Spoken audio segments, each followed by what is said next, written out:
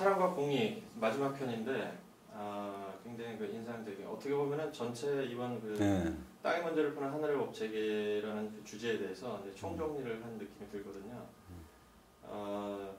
뭐 방금 말씀을 하셨지만은 이제 이 영상을 보시는 분들 중에는 이제 뭐 믿는 사람도 있고 안 믿는 사람도 있을 텐데 사실 그 많은 사람들, 많은 현대인들의 그 최대 고민 중에 하나가 사실은 돈을 버는 문제이고 또는 그 돈을 벌기 위해서 취업도 해야 되는 지금 경제 불황이라 취업도 어려운 상황이고 또 사회적으로 보면은 이제 이 20대 사회연으로 첫 출발을 하는 대학 졸업하는 우리 학생들 보통 이제 학자금 때문에 2~3천만 원씩 이제 빚을 지고 이렇게 지금 사회에 나오는 또 어떻게 보면 이제 신용 불량자처럼 이렇게 불량자 양산이 되고 있는 그런 형국인데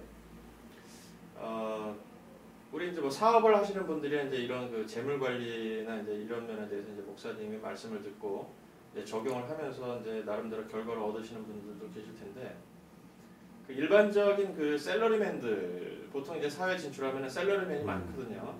월급쟁이로 시작하는 사회인들 특히 그 첫 직장에 들어가서 첫 사회인으로 이제 출발하는 우리 젊은 청년들에게 이 재물 관리 또 뿐만 아니라 두 번째는 이제 우리 청소년들, 초등학생들 돈을 벌지는 않지만 나름대로 이제 부모님으로부터 돈을 받아서 쓰는 그런 형편일 텐데 이 두 계층에 대해서 마지막으로 조언을 좀 해주실 수 있으면 좀 부탁드리겠습니다. 제가 이제 그 이런 것들을 연구하면서 아주 깊이 깨달은 것 중에 하나가 뭐냐면 일반적으로 이제 공부를 잘하고 그래서 좋은데 이렇게 공부를 잘하면 이제 좋은데 들어가 갖고 물질적으로도 이제 풍요를 누리고 이런 부분이 이제 예견된 것이다라고 생각하잖아요.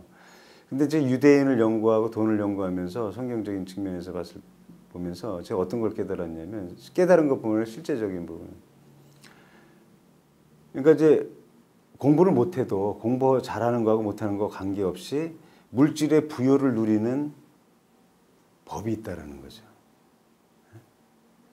그러니까 어떤 사람은 공부를 잘해도 좋은 데 들어가서 쪽박을 차는 사람이 있는가 하면 그런 거하고 관계없이도 물질의 부요를 누리는 사람 그런 패턴이 있다라는 거죠. 그래서 어렸을 때부터 이제 부모들은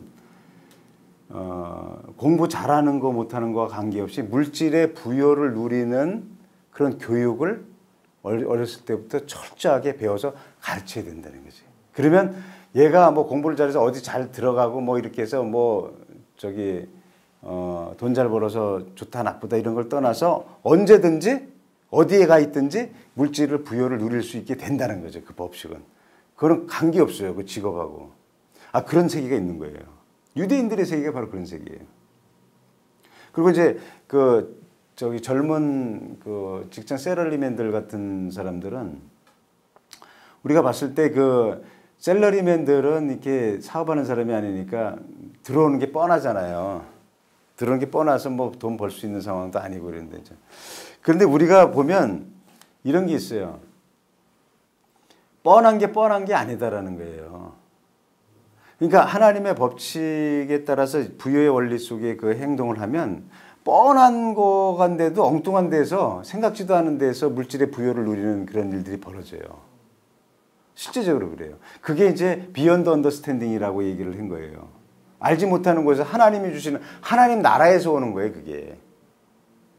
그러니까 셀러리맨은 고정관념을 가지고 있으면 안 되고 내가 셀러리맨이지만 물질의 부여를 누리려면 하나님의 그 법칙이 부여를 누리는 하나님의 법칙이 어떤 부분이냐 그걸 해서 하면 제한된 수입이라고 생각하는 데에서 그걸 초월해서 역사하시는 부분들이 있는 거죠. 그래서 빚 부분이라든지 이런 걸 차단하고 그다음에 이제 법칙 이런 부분을 하면 소득이 늘어나고 이런 부분들이 예를 들어서 이제 뭐 하나님 나갈 때도 막아주고 그다음에 엉뚱한 어떤 데서 프로젝트라든지 뭐 어떤 부분이 있어 수입이 더 온다든지 뭐 이런 부분들이 있는 거죠.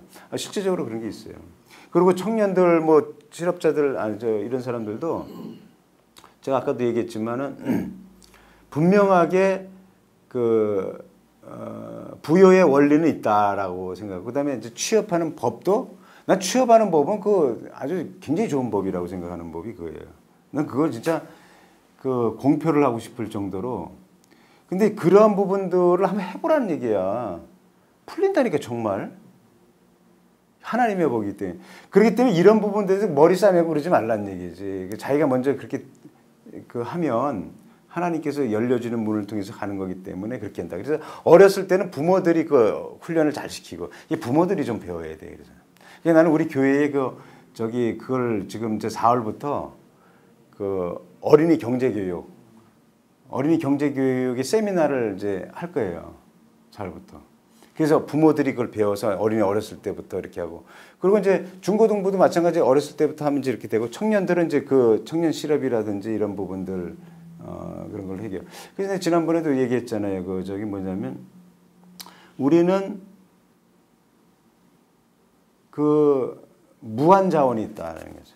남을 축복할 수 있는 건 무한 자원이 있다는 거죠.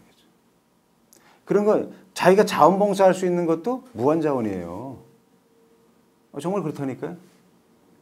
그리고 헌신할 수 있는 부분도. 그런 부분들을 활용하라는 얘기지.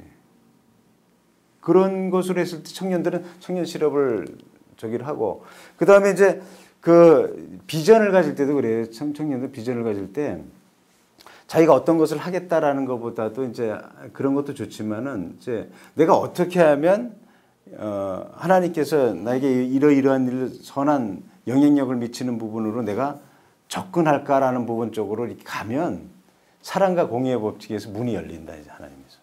그러니까 자기의 몇 억을 벌겠다 이런 측면을 가지 말고 어떠한 사람을 어떻게 돕고 어떤 식으로 하면서 구체적으로 이렇게 하면서 가겠다 그러면 이 비전이 열리는 거죠. 그 청년들도 그렇게 해야 돼. 그래서 글로벌 사역, 글로벌 하나님의 사역에 좀 문을 열어야죠. 그래서 저희 교회도 이제 캄보디아에 초등학교를 세웠어요. 근데 이제 거기 십시일반 자기가 이제